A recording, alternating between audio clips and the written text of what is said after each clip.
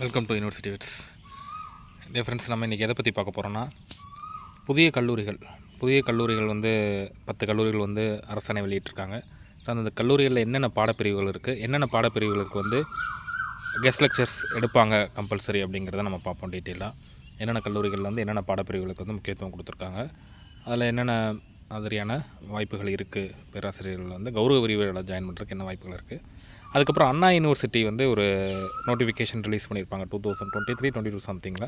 So அதுக்கான எக்ஸாமுக்கான result ரீசெண்டாக exam நடத்தி முடிச்சிருந்தாங்க டிஆர்பி போர்டு. அதோட ரிசல்ட்டை வந்து அண்ணா யூனிவர்சிட்டி பப்ளிஷ் பண்ணியிருக்காங்க. ஸோ அதில் வந்து பேராசிரியர்லேருந்து அதர் நான் டீச்சிங் ஸ்டாஃப்ஸ் வரைக்கும் எல்லாரோட ரிசல்ட்ஸும் இருக்கும். அதை வெப்சைட்டில் போய் செக் பண்ணுங்கள். தென் அது வந்து இன்டர்வியூக்கான ஃபைனல் லிஸ்ட் கிடையாது, இன்டர்வியூக்கான லிஸ்ட் வெறும் ரிட்டன் எக்ஸாம் ரிசல்ட் மட்டும் விட்டுருக்காங்க. ஸோ அதை பார்த்துங்க. அதுக்கப்புறம் பார்த்திங்கன்னா, ஸ்டூடெண்ட்ஸ்க்கு வந்து லேப்டாப் வந்து புதுசாக வந்து இந்த வருஷத்துலேருந்து கொடுக்க போகிறதுக்கான டெண்டர் விட்டுருக்காங்க. ஸோ ஆல்ரெடி சட்டசபையில் வெளியிட்ட மாதிரி தான் ஒரு 2 லட்சம் மாணவர்களுக்கு வந்து வெளியிடுற மாதிரி கொடுக்குற மாதிரி ஐடியா பண்ணியிருக்காங்க. இது போக நம்ம அந்த கௌரவ விரிவுரையாளர் பற்றி பார்த்துருந்தோம். ஸோ அவங்களுக்கு வந்து பார்த்தோம்னா, இந்த ஏப்ரல் மாதம் அப்படிங்கிற அந்த சம்பளத்தையும் ஸ்டாப் பண்ணி நெக்ஸ்ட்டு அது வந்து ஜூலை அல்லது ஆகஸ்ட் அந்த மாதிரி டைமிங்கில் வர மாதிரி தான் இந்த முறையை வந்து இவங்க பயன்படுத்திகிட்டு இருக்காங்க இந்த உயர்கல்வித்துறையில் அப்படிங்கிற ஒரு விஷயத்தையும் நம்ம டீட்டெயிலாக பார்க்கலாம். ஃபஸ்ட்டு வந்து புதிய கல்லூரிக்கான பேராசிரியர் பணியிடங்கள் என்னென்ன இருக்குது அப்படிங்கிறத நம்ம அப்படி லைனாக பார்க்கலாம். இதில் இருக்கிறது பார்த்தா தெரியும். ஸோ இதான் வந்து இதோட ஜிஓ, அதாவது வந்து புதிய கல்லூரிகளுக்கான நிதி ஒதுக்கீடு அப்படின்னு சொல்லி. இதில் வந்து பார்த்தோன்னா, இங்கே வந்து புதிய கல்லூரியை தொடங்குகிறோம், நாங்கள் அதுக்கான நிதியை ஒதுக்கியிருக்கோம் அப்படிங்கிற மாதிரி இவங்க டீட்டெயிலில் கொடுத்துட்றாங்க. பட் உண்மையிலே இதுக்கான நிதி வந்து பேராசிரியர் பணியிடங்களில் நிரப்பப்பட்டு இதுக்கான நிதி ஒதுக்கீடு செஞ்சு அவங்களுக்கு சம்பளம் கொடுக்கப்படுதுன்னா அது இல்லவே இல்லை. ஏன்னா இதற்கு முன்பு வந்து இந்த ஆட்சி வந்ததுலேருந்து ஒரு 10 கல்லூரி தொடங்கியிருந்தாங்க. அதுலேயும் ஒரு பேராசிரியர் பணியிடங்கள், அதாவது பேராசிரியர் பணியிடங்கள் வந்து அரசு பணியாக நியமிக்கப்படவே இல்லை. ஆனால் அதில் கூடுதல் செலவு இவ்வளோ ஆகும் அப்படிங்கிற ஒரு விஷயத்தை மட்டும் அவங்க ஜிஓவில் வந்து ப்ராப்பராக காட்டிடுறாங்க. ஸோ அப்பாயின்மெண்ட்ஸே போடுறது கிடையாது, ஆனால் அதுக்கான செலவுகள் வந்து கூட ஆகுது, நாங்கள் இத்தனை கல்லூரியில் திறந்துட்டோம் அப்படிங்கிற ஒரு விஷயத்தை மட்டும் அவங்க ஜிஓவை பாஸ் பண்ணிக்கிட்டே இருக்காங்க. ஏன் இந்த மாதிரி விஷயங்கள் நடக்குது அப்படிங்கிறத நம்ம நல்லா சிந்தித்து பார்க்கணும். இப்போ இதில் இருக்கிற பணியிடங்கள் என்னென்னு பார்க்கலாம். மொத்தம் வந்து நம்ம ஒரு எத்தனை கல்லூரிகள்னு பார்த்துருந்தோன்னா 10 கல்லூரின்னு சொல்லியிருந்தோம். இந்த டீட்டெயில்டாக இருக்கும் இந்த ஜிஓ, நீங்கள் பார்த்தீங்கன்னா தெரியும். 10 கல்லூரிகள் வந்து திறந்துருப்பாங்க. இதில் வந்து இங்கே டீட்டெயிலாக என்ன சொல்லியிருக்காங்கன்னா, இதில் வந்து செலவினங்கள்னு சொல்லிட்டு ஒரு 12 ஆசிரியர் பணிகளுக்கான செலவினம். ஸோ 12 ஆசிரியர்கள் அப்படின்னு சொல்கிறாங்க. 11 கல்லூரிகளுக்கு வந்து இந்த 12 ஆசிரியருக்கான செலவினம் வந்து இவ்வளோ ஆகும் அப்படிங்கிறாங்க. ஆனால் ஒரிஜினலாக பார்த்தோன்னா இவ்வளோ செலவுகள் ஆகுதா அப்படின்னா, இதுக்கு முன்னாடி திறந்த 10 கல்லூரிக்கு இந்த செலவினங்கள் ஆகவே கிடையாது. அவங்க ஏற்கனவே வந்து வேறு ஒரு கல்லூரிகளில் வந்து பணிபுரிஞ்சுக்கிட்டு இருப்பாங்க. அவங்க சேங்ஷன் போஸ்ட்டில் பல ஆண்டுகளாக வந்து நிரந்தர பேராசிரியராக இருப்பாங்க. அவங்கள டெபுடேஷன் என்ற முறையில் வந்து புதிய கல்லூரிகளுக்கு வந்து அனுப்பி வைப்பாங்க. அப்படி இல்லாட்டா அங்கேயே ஒரு கௌரவ விரிவுரையாளர் தான் போடுறாங்களே தவிர, இந்த செலவினங்கள் இதில் காட்டக்கூடிய செலவினங்கள் செயல்படுதான்னு பார்த்தீங்கன்னா செயல்பட மாட்டுது. ஆனால் ஒரே ஒரு செலவினங்கள் மட்டும் செயல்படுது. அது என்னென்னு பார்த்தோன்னா, அதுக்கான பில்டிங் கன்ஸ்ட்ரக்ஷனுக்கான அந்த டெண்டர், அதாவது வந்து அந்த கட்டிடம் கட்டுவதற்கான செலவினங்கள் மட்டும் எடுத்தோடனே பண்ணிடுறாங்க. மற்ற எந்த ஒரு விஷயங்களும் வந்து உடனே செயல்படுதுன்னா அது செயல்படவே கிடையாது. நிறைய கல்லூரிகளில் இன்னும் அதற்கான கட்டமைப்பு, உட்கட்டமைப்பு, ஆசிரியர்களாக பணியாளர்கள் இவங்க யாருமே புதியதாக வந்து நியமிக்கப்படவே இல்லை. இதுக்கு முன்னாடி ஆரம்பித்த 10 கல்லூரிக்கு நியமிக்கப்படவே இல்லை.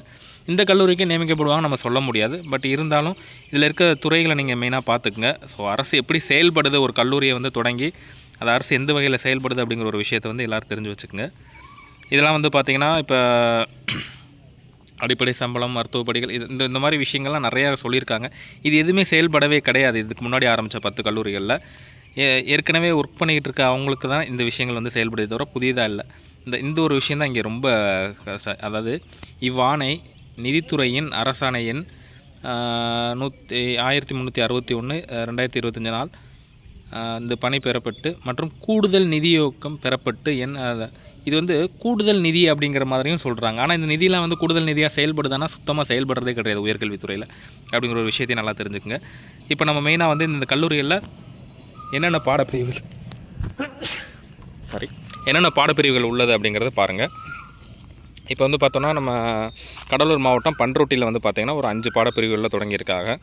காமர்ஸில் வந்து காமர்ஸ் அட்மினிஸ்ட்ரேட்டிவ், புவியியல், வேதியியல், கணினி அறிவியல், ஸோ இந்த மாதிரி டிபார்ட்மெண்ட்ஸ். ஸோ இதில் வந்து ஒவ்வொரு டிபார்ட்மெண்ட்டுக்கும் இப்போதைக்கு ஒரு 2 பேர் வந்து மேக்ஸிமம் அப்பாயின்மெண்ட்ஸ் பண்ணுவாங்க.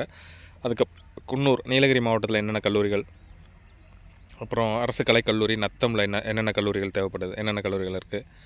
ஆலந்தூர், சென்னையில் வந்து ஆலந்தூரில் ஒரு புதிய ஒரு கல்லூரி, அந்த கல்லூரியில் என்னென்ன பாடப்பிரிவுகள் இருக்குது. அப்புறம் விழுப்புரமில், தென் செங்கல்பட்டு. இதில் வந்து பார்த்திங்கன்னா அதிகபட்சம் வந்து இப்போ அந்த தமிழ் துறையும் ஆங்கிலத்துறை அப்படிங்கிற அந்த துறையில் வந்து முடிஞ்ச அளவுக்கு வந்து அதை எடுக்கிறது இல்லை. இப்போ அந்த அளவுக்கு வந்து அதை ஸ்டாப் பண்ணியிருக்காங்க. இந்த புதிய கல்லூரிகள் எதுலேயுமே அந்த மாதிரியான கோர்ஸ் வந்து இப்போ உருவாக்கலை. இப்போ ஃபுல்லாக அதிகமாக வந்து இந்த காமர்ஸ்க்கும் ஹிஸ்ட்ரி, எக்கனாமிக்ஸ், ஹிஸ்ட்ரி, அந்த கம்ப்யூட்டர் சயின்ஸு இந்த மாதிரி விஷயங்களுக்கு வந்து முக்கியத்துவம் கொடுத்துருக்காங்க. ஸோ அதனால் இந்த தமிழ் அண்டு ஆங்கிலத்துறை வாரியாக கிடையாது. ஆனால் அவங்க வந்து இப்போ வந்து ஃபஸ்ட் இயர் அண்ட் செகண்ட் இயருக்கும் ரெண்டுமே லாங்குவேஜ் இருக்கிறனால, எல்லா டிபார்ட்மெண்ட்டுக்கும் டான்ஸ்கி சிலபஸில் இருக்கிறனால அந்த லாங்குவேஜ் சப்ஜெக்ட்டும் கண்டிப்பாக வந்து இதில் வந்து எடுப்பாங்க அப்படிங்கிற ஒரு விஷயத்தை தெரிஞ்சுங்க. ஸோ இந்தந்த கல்லூரிகள்லாம் இருக்குது. இந்தந்த கல்லூரிகளில் இந்தந்த பாடப்பிரிவுகள்லாம் உள்ளது. இதுக்கு ஏற்றால் போல் கண்டிப்பாக கௌரவ விரிவாளர் எடுத்து தான் ஆகணும். எடுக்காமல் வந்து இவங்க பண்ண முடியாது, இந்த காலேஜை ரன் பண்ண முடியாது. ஸோ அதுக்கான கூடுதல் செலவு இந்த விஷயங்கள் தான் நம்மளை வந்து ரொம்ப மன கஷ்டத்தை உருவாக்குனது. அதாவது வந்து பார்த்தோன்னா உயர்கல்வித்துறையில் வந்து இப்போது 11 காலேஜ் அப்படிங்கிறாங்க, 11 கல்லூரிகள் பணியிடங்கள் எண்ணிக்கை அப்படின்னு சொல்லிட்டு அதுக்கு வந்து முதல்வர் 11 பேர் தேவைப்படுதுங்கிறாங்க. ஏற்கனவே பல கல்லூரிகள் இருக்கக்கூடிய கல்லூரிகளிலே முதல்வர் இல்லாமல் அந்த இன்சார்ஜ் அப்படிங்கிற ஒரு பேட்டர்னில் தான் உருவாக்கிட்டு இருக்காங்க. ஸோ இங்கேயும் ஒரு விஷயத்தை வந்து 11 கல்லூரிங்கிறாங்க. அப்புறம் அதில் உதவி பேராசிரியர் பணியிடங்கள், ஸோ மொழிப்பாடங்களோட சேர்த்து 99 பேர் அப்படிங்கிறாங்க. 99 பேரை வந்து இவங்க நிரப்புவாங்கன்னா கண்டிப்பாக நிரப்ப மாட்டாங்க. ஏன்னா இது வரைக்கும் திமுக ஆட்சிக்கு வந்து ஒரு பணியிடங்கள் கூட இந்த பேராசிரியர் பணியிடங்கள் அரசு கல்லூரிகள்லேயே, அரசு சார்ந்த பல்கலைக்கழகங்கள்லேயும் நிரப்பப்படவே இல்லை. அதனால் இதுவும் நிரப்பப்படுவாங்கன்னா இதுவும் கிடையாது. ஆனால் இவ்வளோ செலவினங்கள் வரும், இவ்வளோ செலவினங்கள் கூடுதலாக செயல்படும் அப்படிங்கிற மாதிரி, இதுக்கான இவ்வளோ செலவினங்கள் வந்து நாங்கள் ஒதுக்கப்படுறோம் அப்படிங்கிற மாதிரி இவங்க டீட்டெயில்ஸ் கொடுத்துட்றாங்க. ஏற்கனவே கொடுத்த 10 காலேஜுக்கும் இதே டீட்டெயில்ஸாக இருந்தது. ஸோ இந்தந்த பதவிகள்லாம் வந்து இது எப்படி எடுப்பாங்க, என்ன பண்ணுவாங்க அப்படிங்கிறத டீட்டெயிலாக நம்மளுக்கு சொல்ல முடியாது. பட் இருந்தாலும் சார்ந்த கல்லூரிகளில், இப்போ இதில் இருக்கக்கூடிய கல்லூரிகளில் நீங்கள் முடிஞ்ச அளவுக்கு உங்களோட ரெஸ்யூமை வந்து நீங்கள் யாராவது விருப்பப்பட்டீங்கன்னா அங்கே ஜாயின் பண்ணுற மாதிரி உங்கள் ரெஸ்யூம் வந்து கொடுத்து வச்சுருந்தீங்கன்னா மேபி அதில் அவங்களுக்கு இந்த இப்போதைக்கு வந்து ஃபண்டு வந்து ஃபுல்லாக வராது. ஒரு குறிப்பிட்ட இந்த என்ன சொல்கிறது, ஒரு டெம்பரரி ஸ்கேலுக்கு ஒரு ஃபண்டை அலாட் பண்ணி அவங்க தேவையான ஆட்களில் வந்து அப்பாயின்மெண்ட் பண்ணிக்க முடியும். ஸோ அந்த மாதிரி விஷயங்களை வந்து அப்பாயின்ட் பண்ணுவாங்க. அதனால் விருப்பப்படுறவங்க வந்து இந்த கல்லூரிகளில், சார்ந்த கல்லூரிகளில் உங்கள் ரெஸ்யூம் வந்து கொடுத்து வைங்க. மேபி அவங்க அதுக்கான விஷயங்கள் வந்து அவங்க பண்ண வாய்ப்புகள் இருக்குது. கௌரவ விரிவாளர் பொறுத்த வரைக்கும் நிறைய தான் எடுப்பாங்க. ஏன்னா அரசு போன லாஸ்ட் டைம் எப்படி எடுத்தாங்களோ அந்த மாதிரி எடுக்கிறதுக்கான வாய்ப்புகள் இருக்குது. ஸோ அதனால் அதுவும் வாய்ப்பு இல்லை. பட் இருந்தாலும் அந்த சார்ந்த கல்லூரிகளில் வந்து உங்கள் ரெஸ்யூம் கொடுத்து வைக்கலாம். ஸோ இதுதான் வந்து இந்த 11 கல்லூரிகளுக்கான தேவைகள், என்னென்ன தேவைகள் இருக்குது அப்படிங்கிறது ஒரு டீட்டெயில். இந்த ஜியோவில் இருக்க விஷயங்கள் நீங்கள் எல்லாம் பார்த்துட்டிங்கன்னா உங்களுக்கு தெளிவாக தெரியும். ஸோ எங்கெங்கே எந்தெந்த காலேஜ் இருக்குது அப்படிங்கிற ஒரு விஷயத்தை நீங்கள் டீட்டெயில்டாக பார்த்துக்குங்க. வெப்சைட்லேயே இருக்கும். ஸோ எந்தெந்த டிஸ்ட்ரிக்ட் சார்ந்திருக்கு, அந்த டிஸ்ட்ரிக்டில் எந்தெந்த ஜோனில் இருக்குது அப்படிங்கிறதையும் பாருங்கள். ஸோ அடுத்ததாக நம்ம இந்த அண்ணா யூனிவர்சிட்டி ரிசல்ட் அப்படிங்கிற ஒரு விஷயத்தை வந்து பார்ப்போம்.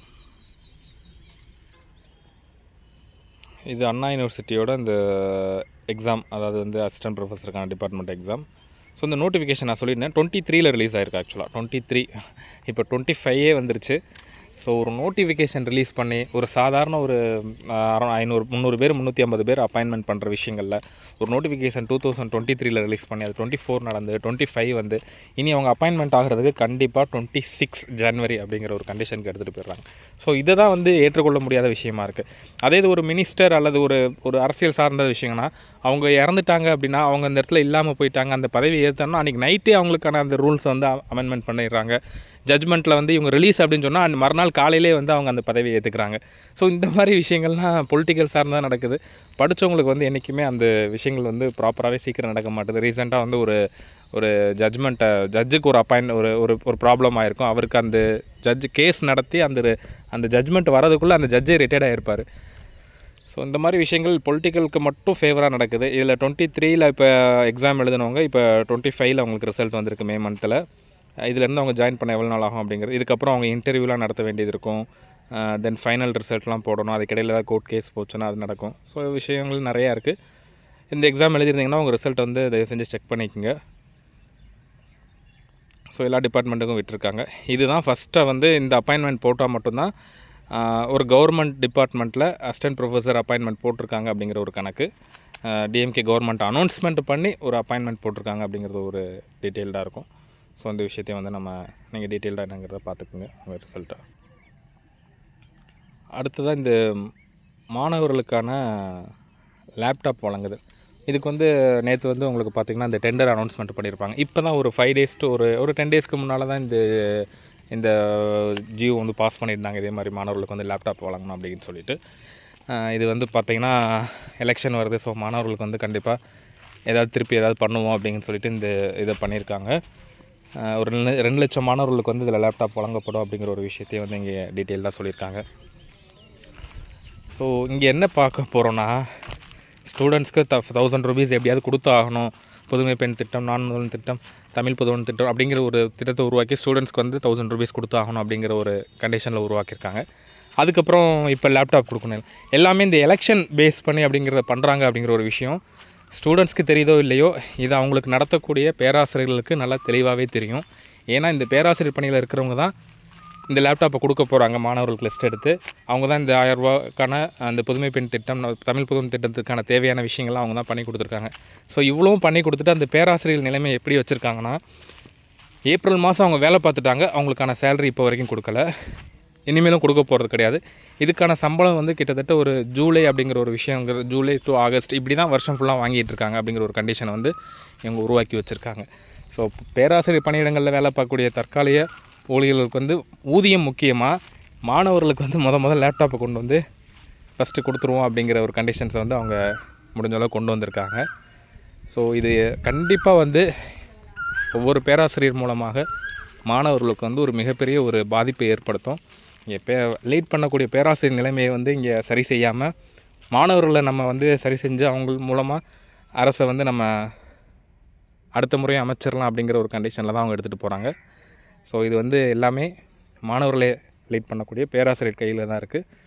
இது வந்து தனியார் கல்லூரிக்கும் கிடையாது, அரசு கல்லூரிகள் கிடையாது. 2 கல்லூரிகளுக்குமே இந்த பேராசிரியர் பணியிடங்களில் பேராசிரியராக பணியாற்றக்கூடிய இன்றைய காலகட்டத்தில் பணியாற்றக்கூடிய நிலைமையை வந்து இது கண்டிப்பாக பிரதிபலிக்கும். ஸோ அரசு வந்து படித்தவர்களுக்கு வந்து சிந்தித்து செயல்பட வேண்டும் அப்படிங்கிறது என்னோடய கருத்து. ஸோ வேறு எதுனா நம்ம சேனலை கண்டிப்பாக போடலாம். ஃபாலோ பண்ணிக்க. தேங்க்யூ.